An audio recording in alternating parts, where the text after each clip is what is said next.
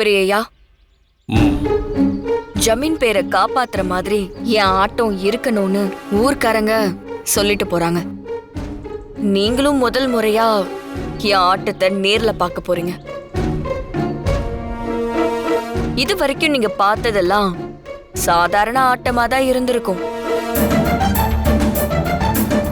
ஆனா இந்த திருவிழாவில் ஆட போறது சாதாரண ஆட்டம் இல்ல, தாண்டவம், ருத்ர தாண்டவம்.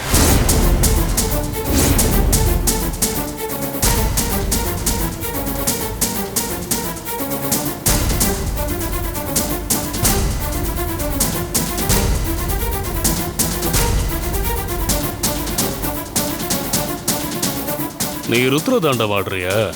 ஆடுடி. இதுக்கு மேல ஒரு ஆட்டத்தை நான் காளன் சாமியை வச்சு ஆட வைக்கிறேன். அது சூறாவளி காத்தா உன் தாண்டவத்தை அடக்கி ஒடுக்கிடும்.